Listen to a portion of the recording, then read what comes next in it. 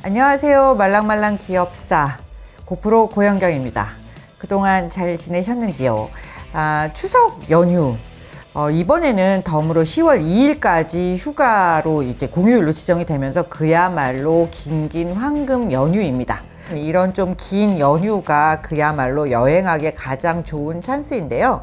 기차 여행도 있고 뭐 자동차 여행도 있고 뭐 자전거로 하는 여행도 있고 뭐 다 있지만 어쨌든 약간 길면 우리가 뭐가 해외로 나가고 싶은 생각이 많이 듭니다. 그래서 해외여행을 하면 반드시 이제 비행기를 타게 되는데요.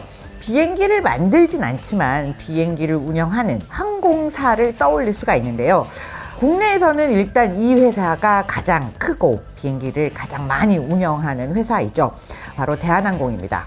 한국 말고도 세계적으로도 대한항공은 굉장히 유명한 항공사인데요. 비행기도 많이 가지고 있고 뭐 글로벌 네트워크도 잘 되어 있기 때문에 유명한 점도 있겠지만 사실 대한항공이 전 세계 사람들에게 이렇게 확 각인된 이유는 좀 좋지 않은 측면이 있었어요. 이른바 땅콩 회항 사건으로 널리 알려졌는데요. 구글에 지금도 not rage라고 이렇게 치면 막 촤르르 기사가 쏟아져 나옵니다. 여튼 그럼에도 불구하고 우리한테는 어쨌든 해외여행을 가야 된다라고 생각하면 제1번 선택지로 떠오르는 국적기 항공사죠. 이 대한항공은 언제 어디서 어떻게 시작돼서 지금 어떤 위치에 와 있는지 그리고 그 사이에 무슨 일들이 벌어졌는지 오늘 자세히 샅샅이 간단하게 좀 살펴보도록 하겠습니다.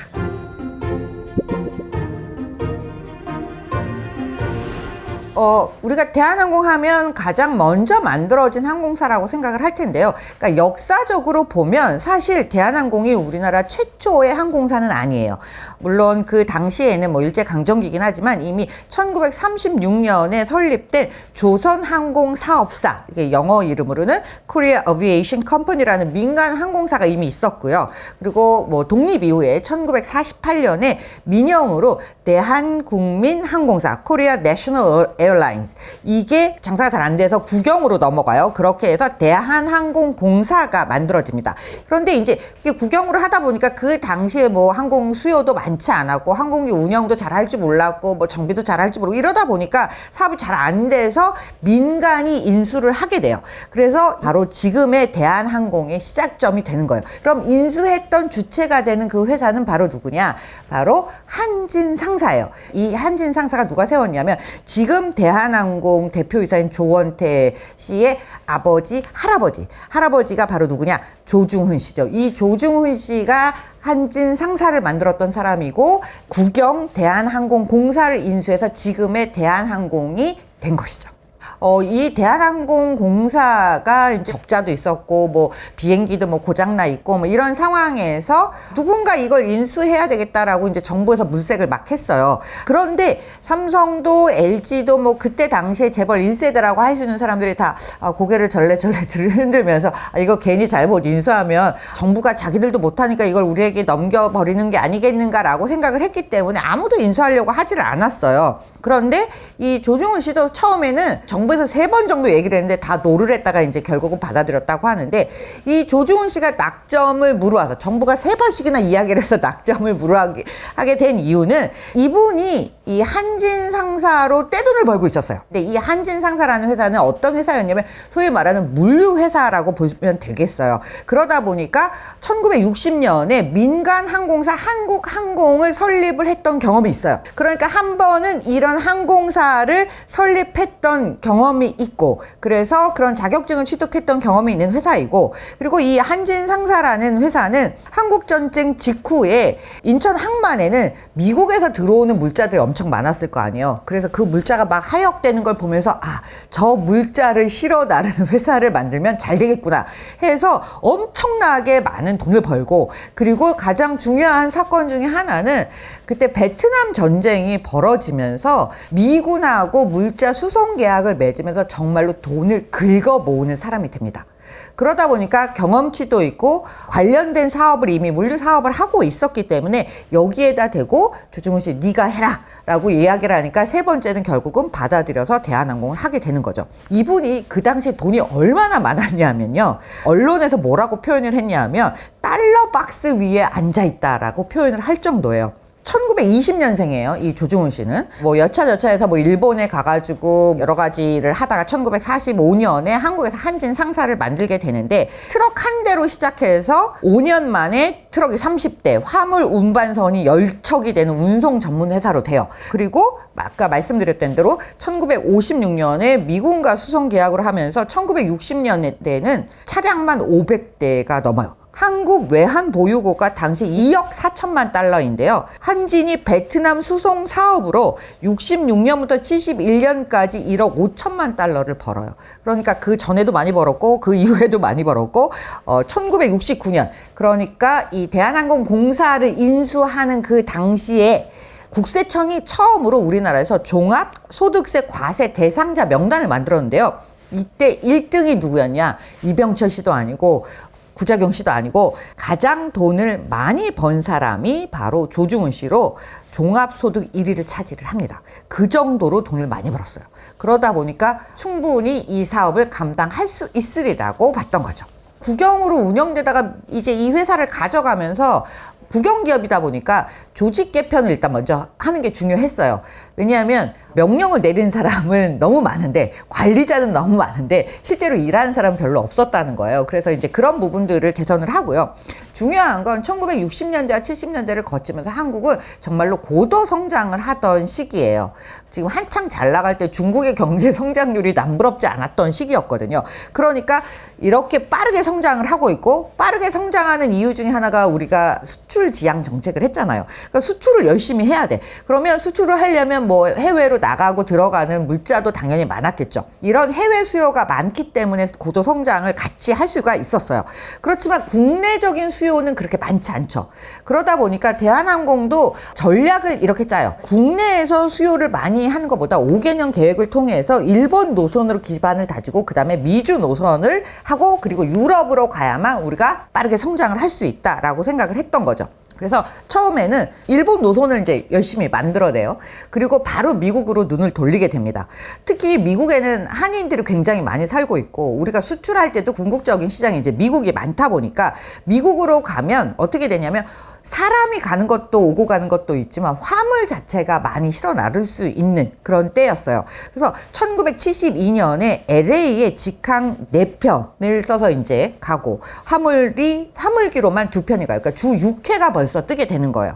그래서 화물 수송량이 1971년에 비하면 1972년에 147% 2배가 넘게 증가를 하고 특히 미국에 갈 때는 전자제품 우리가 이제 조립해가지고 막 내보내는 전자제품 가발 이런 것들이 일본을 거쳐서 미국으로 가고요. 한국으로 들어올 때는 또 미국이나 일본에서 선진국에서 만든 전자제품이 이제 실어서 오는 지금으로 치자면요. 글로벌 밸류체인에 작지만 어쨌든 많은 나라가 붙어있지는 않지만 글로벌 밸류체인에 올라탄 물류산업, 운송사업을 이미 시작했다라고 볼 수 있는 거죠. 그리고 파리를 거쳐서 유럽으로도 바로 진출을 하게 돼요. 그런데 승객 부분만 보면 아직도 우리나라가 그렇게 잘 사는 시절이 아니잖아요. 교포들이 들어온다 이런 건 말이 되는데 한국에서 출장자 말고는 수요가 있었을까 생각해보면 여전히 한국은 그 당시에 해외여행 자주화가 안 됐어요. 그러니까 승객은 어디서 실었냐면 중간에 일본을 경유하잖아요. 바로 그때는 미국까지 비행기가 날아가지 못했으니까 일본을 경유해서 가는데 이 일본에서 굉장히 많은 승객들이 실어서 미국으로 가는 그러니까 한국에서 일본 가는 수요는 꽤 많았고 또 일본에서 미국으로 가는 수요가 많았기 때문에 이렇게 만들어지면서 상당히 매출을 많이 올리게 됩니다. 그리고 여기서 일본에 왜 승객이 많았냐? 미국으로 가는 승객 말고 유럽도 상당히 많은 노선들이 이제 일본 사람들이 타게 되는데요.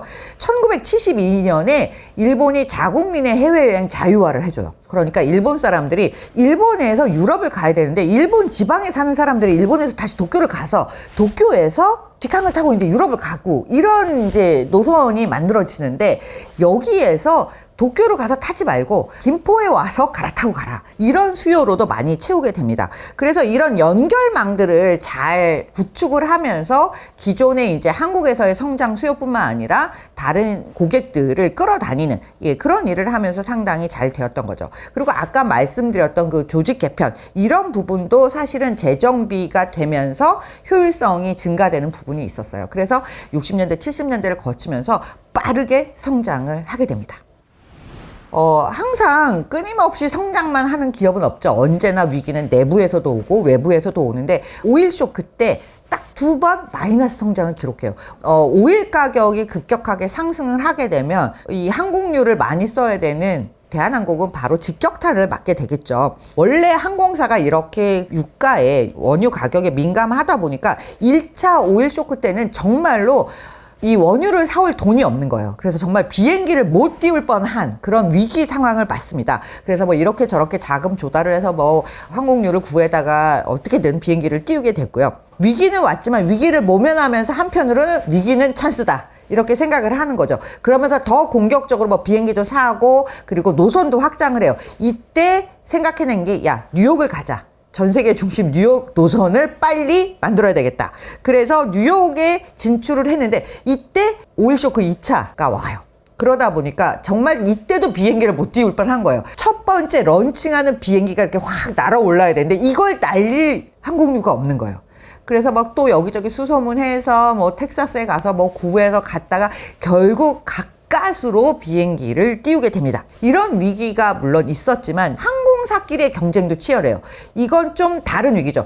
오일 쇼크는 회사 입장에서는 어떻게 할 수 있는 그런 문제가 아닌데 항공사끼리의 경쟁이 치열해진다는 건 산업 내부에서 일어나는 거니까 이전에 이 말씀드린 대로 일본을 경유해서 미국을 갔던 이런 노선들이 굉장히 효자 상품이었고요. 또 한 가지는 오일 쇼크 위기가 지난 다음에 뭐가 오냐면 중동 붐이 일어나요.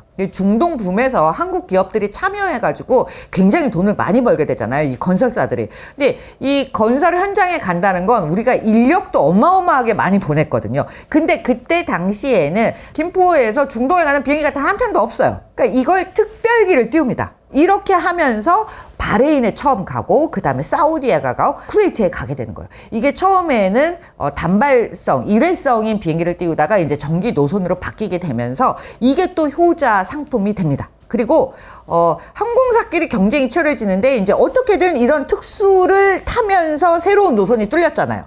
그리고 나서 이 항공사끼리 경쟁에서 또 중요한 사건이 하나 일어나는데 이때 보잉에서 747 전보기를 내놨어요.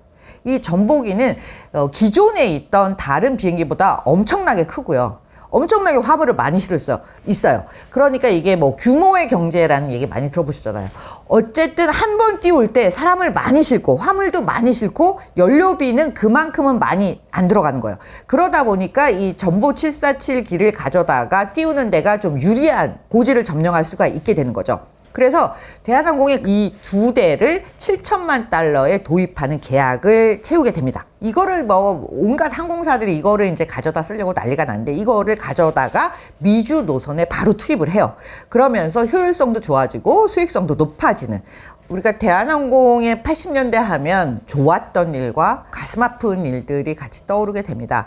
일단 좀 안 좋았던 일들을 이야기를 해볼게요. 1983년에 뉴욕에서 출발해서 앵커리지, 당시에는 이제 앵커리지 한번 거쳐서 이제 급유를 하고 이렇게 서울로 오는 노선이잖아요. 그렇게 해서 서울로 도착을 할 예정이었던 KE007편, 이 비행기가 사할린 상공에서 소련 전투기가 발사한 미사일을 맞고 격추가 돼서 뭐 전원 사망하는 정말 안타까운 일이 있었습니다. 그리고 대한항공 칼 858기가 1987년 11월에 북한 공작원 김현희에 의해서 미얀마 안다만 해역에서 폭발물이 터져서 그대로 이제 폭파돼서 바닷속으로 떨어지는 그런 안타까운 2번의 큰 사고가 있었어요. 우리나라로서도 정말로 안타까운 일이었고 비극적인 사건이었습니다. 또 다른 측면에 이 항공업계나 대한항공 기업의 입장에서 보면 1986년에 국제 행사가 있었죠. 아시안게임이 열렸고요. 1988년에는 서울 올림픽 게임이 열렸잖아요.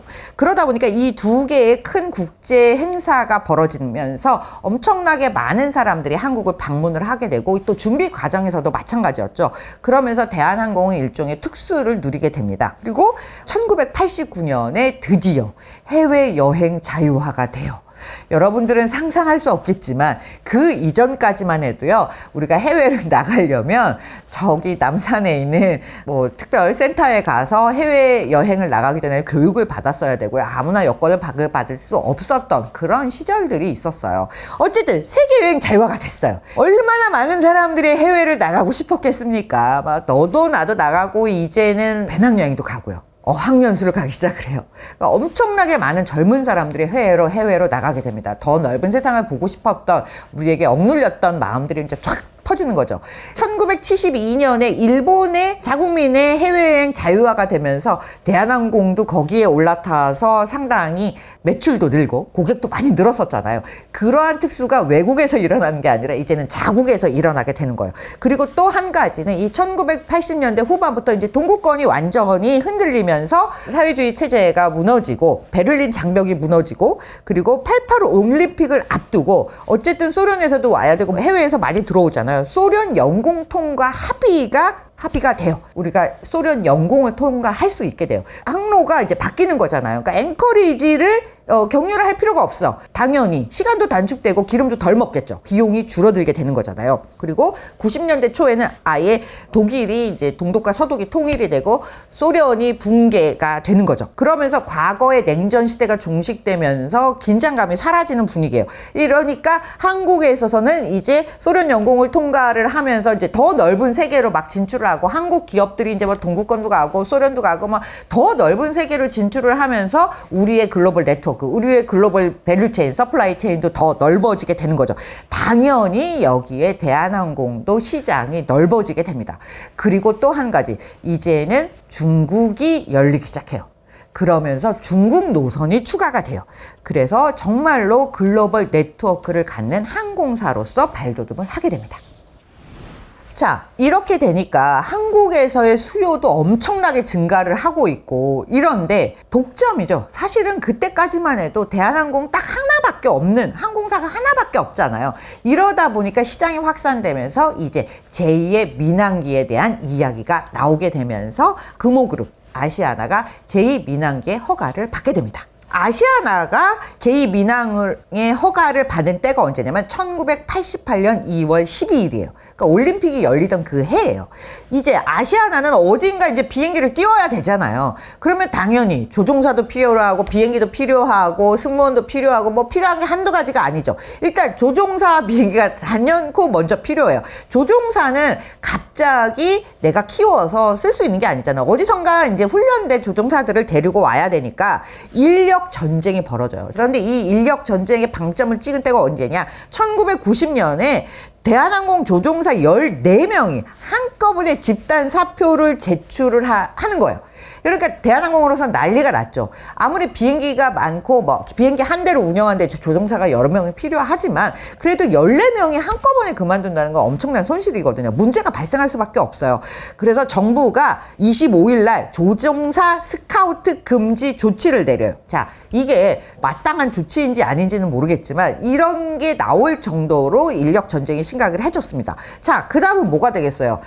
알짜 노선이라는 게 있잖아요. 어떤 노선들은 뭐 비행기가 정기적으로 뜨긴 하지만 돈은 많이 못 벌어. 그런데 김포에서 LA까지 이런 노선은 뭐 황금 노선이다. 이런 건 서로 나눠 먹고 싶을 거 아니에요. 누구든지 아시아나도 그 노선을 가져가고 싶은데 아시아나는 이때만 해도 일본 노선에 좀 더 집중을 했던 것 같아요. 그래서 노선 배분과 취향 전쟁이 벌어져요. 소비자 입장에서는 나쁠 게 없는 거죠. 서로 경쟁을 하다 보니까 서비스가 좋아지겠죠. 가격이 낮아지겠죠. 그리고 예전에는 비행기 좌석이 막 모자랐어요. 막. 그런데 이제는 선택지가 하나 더 생긴 거잖아요. 그리고 그때 사실은 대한항공이 독점으로 오만해졌다라는 평가도 많이 받고 있었어요. 그러다 보니까 이제 경쟁이 심화되니까 대한항공도 각성을 하게 되죠. 조중훈의 시대에는 가고 1992년 조양호 씨가 사장으로 오면서 뭔가 혁신과 변화를 주려고는 해요. 그러면서 많은 게 좀 바뀌어지긴 합니다. 아시아나가 등장해서 굉장히 강력한 경쟁자가 나타나는 것으로 보이지만 대한항공은 여태까지 해온 역사가 있고 운영했던 경험이 있고 훨씬 더 노선이 많아요. 아시아나는 기껏해야 노선이 이제 하나 뚫는 데만 해도 아직은 어려움이 많았던 거예요. 그래서 노선이 굉장히 제한적이었어요. 그런데 전체적으로는 해외 여행 객은 뭐 매년 엄청나게 늘어나고 있고, 한국 경제에는 뭐 90년대에도 쭉쭉 성장을 계속하고 있고, 심지어 글로벌화가 더 많이 진행되면서 대한항공이 점점 더 잘 나가게 돼요. 잘 나가기는 하지만 어쨌든 앞으로도 이 경쟁력을 유지를 하려다 보면 아시아나를 의식하지 않을 수는 없게 되는 거예요. 이러면서 이때 나왔던 게 뭐냐면 기내식의 비빔밥이 등장을 해요. 다른 거 다른 정비가 좋아지고 뭐가 좋아지고 이런 것들은 우리가 아무리 설명해봐야 뭐 눈에 잘 안 보이니까요. 그냥 단 한 가지 단적인 아주 획기적인 변화 중에 하나로 남아있던 게 뭐냐면 바로 이 대한항공의 비빔밥이에요.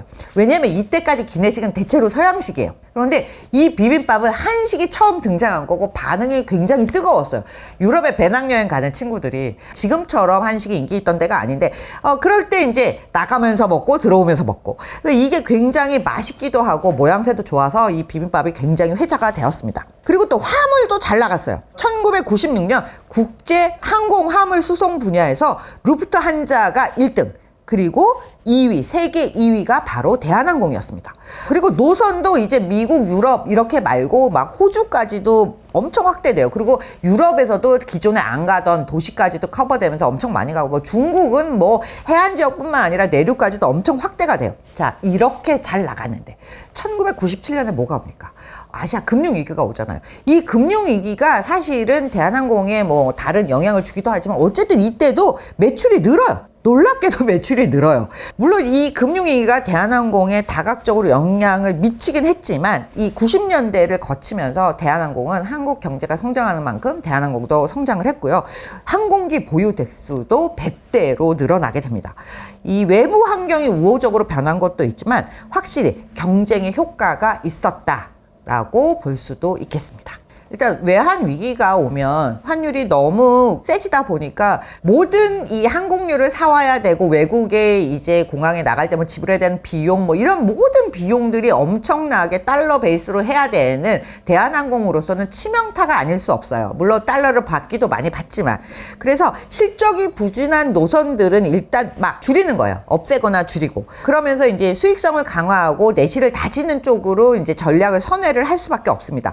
특히 그리고 유동성 확보가 굉장히 중요했어요. 왜냐하면 다른 기업들이 부채 비율이 높았던 한국의 많은 기업들이 그때 유동성 위기에 빠지면서 결국은 도산하거나 부실로 이어지지 않았습니까? 그래서 외부 차입은 억제하고 내부적으로 줄일 수 있는 비용들은 굉장히 많이 줄이고요. 그래서 자체적으로 자금 확보에 굉장히 노력을 많이 하게 됩니다. 그리고 이제 이 항공기를 도입할 때 이제 계약이 여러 가지 조건들이 있는데 매각 후 임차 방식을 도입을 해요. 그러니까 항공기를 팔고, 그래서 현금을 보유를 하면서 비행기는 필요하잖아요. 그러니까 매각은 했는데 이제 빌려 쓰는 그런 형태, 세일즈 앤 리스백 방식을 도입을 이때부터 적극적으로 하게 돼요. 그래서 보면 외환위기에 처해서 굉장히 악화가 되기는 했는데, 이런 불리한 사업 환경 속에서도 결국은 시장 다각화를 하고 항공, 화물 이런 것들을 많이 하면서 이 외환위기를 잘 벗어나게 돼요. 그래서 98년에 예상외로 매출이 이제 증가를 하면서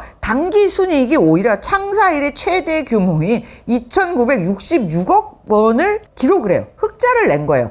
그런데 이 흑자라는 것이 겉으로 보면 잘 전환을 한 거예요. 대응을 잘 한 부분도 있겠지만, 어떻게 보면 사람을 갈아놓고 너무 쥐어짜서 만들어진 결과인 부분도 사실은 없지 않아 있다라는 점도 간과할 수는 없을 것 같습니다. 어쨌든 위기 때 잘 살아나오면 그 이후에 고도 성장기에 다시 한번 도약할 수 있는 계기가 되기는 하는 거죠. 그래서 이때 잘 살아남고 흑자 전환을 하면서 2000년대 정말 글로벌 항공사로서 성장할 수 있는 기반을 갖춰준 것만은 틀림이 없겠습니다. 그런데 이게 벌써 현대 창업주에서 2세대로 내려오고 그리고 3세대로 넘어가고 이런 과정에 있는 거예요. 그래서 3세대가 이제 회사에 진입을 하면서 일을 하기 시작하는 게 이제 2000년대 들어오면서 이제 시작이 됩니다. 근데 대를 이어가면서 뭔가 가문의 경영이 되는 것이 항상 바람직한 결과를 가져오지는 않는 것 같아요. 고인물은 썩게 마련이죠. 일단 갑질 문제가 여기저기서 많이 튀어나왔어요. 조중훈 조효항으로 이어지면서 사실 엄청난 부를 벌어들였죠. 대한항공이 잘 나갔으니까. 그런데 이 부가 대물림 되면서 사실 문제가 몇 번 발생을 하기도 했습니다. 사실 조중훈 시절, 창업주 시절에도 항상 좋은 평가만 받은 것은 아니에요. 베트남 전쟁에서 막대한 돈을 번 한진이 베트남에 보낸 기술자들의 임금을 제대로 지불하지 않아서 1971년에 칼 빌딩 방화 사건이라는 게 일어날 정도예요. 왜냐하면 돈을 못 받은 사람들이 분노에 차서. 그런데 이 사람은 당시에 우리나라에서 가장 돈을 많이 번 사람으로 기록될 정도였거든요. 그랬다라면 이런 문제들은 충분히 만들지 않을 수 있었어요. 대한항공이 조중훈 씨가 부를 축적하는 과정에서 여러 가지 불협화음들이 일어났던 부분들이 있었습니다. 그리고 조중훈 씨에서 조양호로 넘어가면서 조양호 씨는 이제 뭐 탈세, 일감 몰아주기, 뭐 부인 이명희 씨가 뭐 전 이루재단 이사장인데 뭐 부인의 뭐 갑질 이런 부분들이 계속 터져 나왔죠. 뭐 갑질 부분이야 나중에 터져 나오긴 했지만, 그리고 장녀 조은아 씨 그야말로 이 땅콩 회항의 주인공이죠. 땅콩 안 까줬다고, 땅콩 잘못 났다고 승무원에게 폭행을 저지르면서 비행기를 되돌아오게 만들었던 그 사건이 이제 우리가 땅콩 회항 사건이라고 하는데, 이게 장녀 조연아 씨예요. 그리고 차녀 조연민 씨, 회의 시간에 물컵 집어 던지고 뭐 소리 지르고 이런 것들로 논란이 됐죠. 이런 일이 겉으로 드러난 것만 이런 거지, 뭐 다른 데에 가면 사실 굉장히 뭐 이런 일이 있었다 저런 일이 있었다 흘러나온 이야기들이 굉장히 많았잖아요. 이 조 회장의 3남매가 거의 입사 3년에서 6년 만에 다 임원으로 승진을 합니다. 이 3세대가 내려오면 이미 이만큼 커진 회사에 입사해서 3년 만에 다 임원의 자리에 있으니까 굉장히 나이도 젊거든요. 그러니까 마음에 들지 않으면 굉장히 여러 가지 무리를 일으키다 보니까 사건 사고가 너무 많았던 거예요. 특히 땅콩 회항 사건 같은 경우는 정말 법적으로 가기도 하고, 다른 뭐 갑질 사건들도 법적으로 갔는데, 그러면 막 다 머리 숙이고 불법 행위에 대해서 뭐 죄송하다, 무리를 일으켜서 죄송하다 사과하고 자리에서 물러나겠다 하고 은근슬쩍 다 복귀했어요. 그리고 또 누가 물려받을 것이냐, 지금 3남매잖아요. 이 세 사람 간에 이제 뭐 여러 가지 다툼이 있어서 뭐 남매 전쟁, 결국 여기서 이제 조원태 씨, 아들 조원태 씨가 승리를 하게 되죠. 특히나 아시아나를 매각하고 싶은 산업은행이 조원태 씨의 손을 들어주면서 조원태 씨가 이제 승리자가 되는 거죠. 그러니까 갑질의 문제가 나온 건 사실은 어떻게 보면 개인 차원의 문제라고도 볼 수 있고, 투자자들 입장이나 산업 전반으로 보자면 기업 지배구조 문제가 굉장히 심각한 거죠. 그런데 이런 많은 문제점을 안고 있고, 소위 말하는 C레벨, 탑티어의 매니지먼트가 저렇게 문제를 많이 일으키고 3년, 6년 만에 막 별이 되고 막 이런 회사가 왜 여적지 잘 굴러가는가? 역시 이제 이 회사의 임직원 여러분들이 다 열심히 하는 덕택이 아닌가라는 생각을 하게 됩니다. 특히나 대한항공 같은 경우는요, 서비스가 굉장히 좋다는 평가를 받아요. 임직원 여러분들이 굉장히 성실하게 해주는 부분이 있습니다. 그런데 최근에는 비용 감소에 너무 다시 몰두하고 있는 게 아닌가라는 생각이 들고, 그런 비판들이 많이 나오고 있죠. 비용 감소에 너무 몰입하다 보니까 인력이 부족한 거예요. 비행기도 많이 뜨고 화물도 많이 운송하고 빡빡하게 돌아가는데 사람을 막 갈아넣고 넣고 있다, 이런 이야기들이 많이 나오고 있는 거죠. 왜냐하면 가장 쉬운 비용 감소가 뭡니까? 사람을 내보내는 거예요. 인력을 줄이는 거예요. 인력을 그냥 줄이면 문제가 되죠. 이걸 효율화를 해서 부담은 적게 가져가면서 효율적으로 운영을 해야 되는데 인력을 너무 줄이는 게 아니냐라는 이야기가 나오고 있고요. 기내식이 나빠졌어요. 제가 뭐 맛을 품평하는 건 아니고요. 기내식을 충분히 실어주지 않는다라는 뭐 제보들도 있죠. 그래서 뭐 승무원들이 먹을 게 없다 뭐 이런 얘기도 있어요. 그래서 기내식에 대한 평가가 과거와 요즘이 좀 다른 것 같습니다. 그리고 너무 면세점 파는데 몰두하는 거 아니냐. 그래서 탑승하고 이제 음료수 나눠준 다음에 바로 이제 뭐 면세점 뭐 필요하냐. 그래서 면세품 파는 거 가지고 뭐 실적을 이야기한다, 이런 지적도 있고요. 그리고 영화에서 신작이 줄어들었다, 이런 얘기도 있습니다. 다른 항공사, 외국계 항공사를 타고 그리고 또 대한항공을 최근에 탄 적이 있어서 이렇게 두 개를 비교해 보면요, 확실히 최신작이 다른 항공사가 조금 더 많았던 것 같아요. 예. 그래서 이런 부분들, 그러니까 여러 가지로 막 비용을 다 줄이고 있는 거예요. 줄여야 되는 불필요한 비용은 당연히 줄여야 되는데, 비용을 줄이는데 너무 몰두하다 보니까 정말로 고객에게 지어져야 되는 서비스는 나빠지고 인력을 갈아넣는 게 아니냐. 그리고 가족들이 지분을 많이 가지고 있는 계열사의 실적을 몰아주는 데 집중하고 있는 게 아니냐. 사실 이런 부분들은 다 지배구조하고 연관이 있다라고 볼 수 있겠습니다. 이런 부분들에 대한 지적이 끊임없이 나오고 있다라는 게 사실은 가족의 갑질 문제만큼이나 이런 부분이 사실은 본질적으로 회사의 기업 가치를 길게 본다면 더 문제가 되고 있는 게 아닌가 싶어요. 아시아나가 등장하면서 대한항공과 어쨌든 경쟁자가 생기면서 많은 부분, 이제 일정 부분 긍정적인 효과를 작용해서 대한항공이 뭐 변신하고 혁신하는데 기여를 했다, 이런 말씀을 드렸어요. 그런데 정작 아시아나는 너무 부진에 빠져서 허덕이게 되었습니다. 그러다 보니까 누군가 이걸 이제 인수를 해야 되잖아요. 근데 국내에서 이걸 인수할 때가 대한항공 말고는 잘 없어 보여요.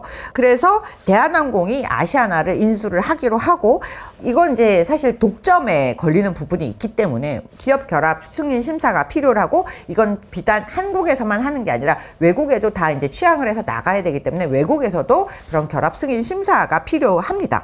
그래서 한국에서는 일단 승인이 났어요. 그리고 지금까지 총 11개 국가에서 승인을 획득했는데, 미국과 EU, 일본 이 3개 국가에서는 승인이 아직 대기 중입니다. 중요한 건 대한항공이 인수할 수밖에 없다라는 의견도 있고, 뭐 다른 데서 관심이 있었지만 그래도 대한항공이 가장 적합했다, 뭐 이런 여러 가지 의견들이 나오고 있어요.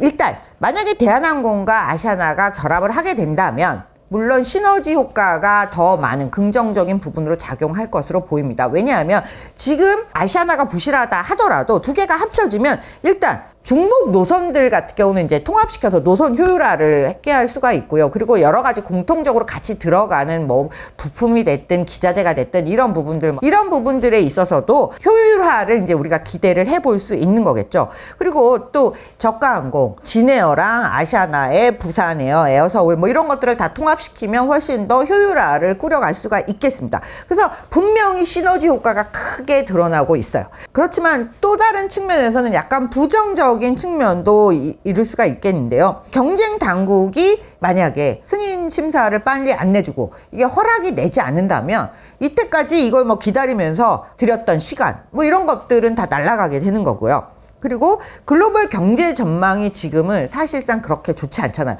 만약에 항공 수요가 막 끊임없이 막 늘어나는 그런 시점이라면 이 아시아나를 인수를 하더라도 이 비용을 충분히 떠 안으면서 전 세계 노선을 좀 더 효율화하면서 확장해 나가는데 기여할 수 있겠지만, 만약에 경기 침체가 온다, 상당히 경기가 안 좋아질 것으로 예상된다라고 한다면 지금 아시아나를 인수를 했을 때 경영진이 과연 이것을 잘 통합시켜 가면서 침체된 글로벌 경제 상황을 잘 대응해서 나갈 수 있을 것인가, 여기에 대해서는 부정적인 시각도 약간 대두가 되고 있는 상황입니다. 근데 문제는 지배구조에서 제기되는 여러 가지 문제점들을 딛고 경영진들이 앞으로 경영을 잘 할 거냐가 관건인 것 같아요. 대한항공의 구조를 살펴보면 지주사 한진칼이 이렇게 정점으로 있고요. 그 아래 대한항공, 그리고 그 밑에 이제 진에어로 이렇게 바뀌어져 있습니다. 그리고 이 한진칼의 대주주가 바로 가족 3남매가 되는 거예요. 이 조원태 씨가 물려받는 것으로 이제 거의 정해진 것 같고, 조연아 씨는 경영권을 포기하는 것 같아요. 이제 지분을 좀 줄이고 있으니까요. 대한항공은 우리나라에서 50년이 넘는 1969년에 만들어진 회사고요. 1969년에 이 대한항공 매출액이 36억 원이에요. 이게 2019년이 되면, 이 50년을 기점으로 2019년이 되면 12조 원이 넘어가는 거고요. 기재 보유 대수도 이제 1969년에 11대에서, 이게 뭐 작은 항공 화물기기 뭐 이런 것까지 다 포함해서 11대에서 2019년에 169대로 많이 늘어나요. 취항 도시도 1969년에는 이제 일본 일부 하고 뭐 이렇게 되다 보니까 7개밖에 안 돼요. 이게 2019년에는 129개의 도시로 늘어나게 됩니다. 여객 수송 인원도 당연히 엄청나게 늘어나고요. 수송량도 많이 늘어나죠. 특히 화물 수송량이 여객 수송만큼이나 화물 수송량도 많이 늘어나는데요. 이런 부분들이 바로 대한항공이 화물 부분에서 굉장히 빠르게 성장을 했기 때문에 위기를 잘 극복하면서 몸집을 크게 늘리고 수익성을 개선할 수 있었던 밑바탕이 됩니다. 이게 1969년까지의 이야기예요. 그리고 이 여객 수송을 하고 글로벌 네트워크를 확장하는 데 있어서 또 기여한 부분이 있다라면 막 이 스카이팀을 만들어낸 것이죠. 그러면 지금의 대한항공을 한번 살펴보겠습니다. 지금의 대한항공은요, 무려 매출이 13조 4,127억 원이에요. 아까 2019년까지 봤잖아요. 이제 12조가 넘는 2019년까지 봤는데 2020년, 2021년은 아무래도 코로나 때문에 매출이 확 크게 줄어들어요. 항공 화물이 있었기 때문에 버텼죠. 그러다 보니까 오히려 영업이익은 많이 늘어나요. 놀랍게도 매출이 확 줄었는데 영업이익이 늘어나는 이런 정말 기적 같은 일이 벌어집니다. 놀라운 일이 벌어져요. 그리고 2022년이 되면 화물수송에 더해서 승객수송이 늘어나다 보니까 매출이 13조로 역대 최고치를 찍어요. 그리고 영업이익도 역대급 영업이익으로 2조 8,836억이라는 어마어마한 실적을 올리게 됩니다. 그러면 주가도 역대급 주가가 나와야 되는데 왜 우리나라 기업들이 실적이 좋은다면 주가가 낮아지는 건지 정말 안타까움을 금할 수가 없는데요.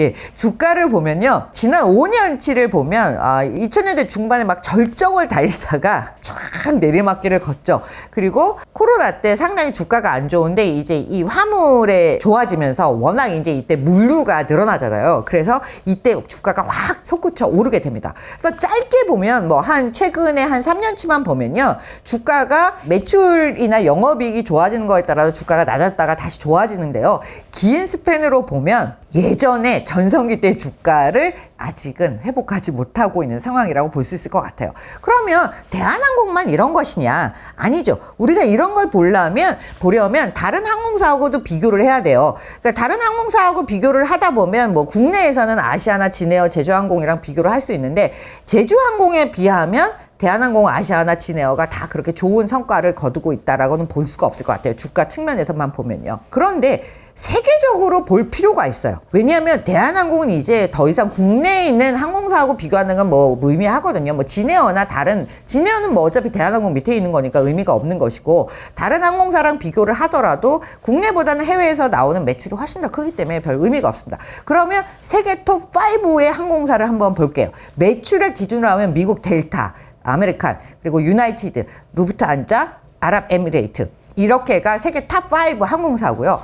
그 다음에 스카이트랙스에서 고른 월드 탑 100 에어라인스에 보면 여기에 10위에 코리안 에어가 자랑스럽게 이렇게 딱 들어가 있죠.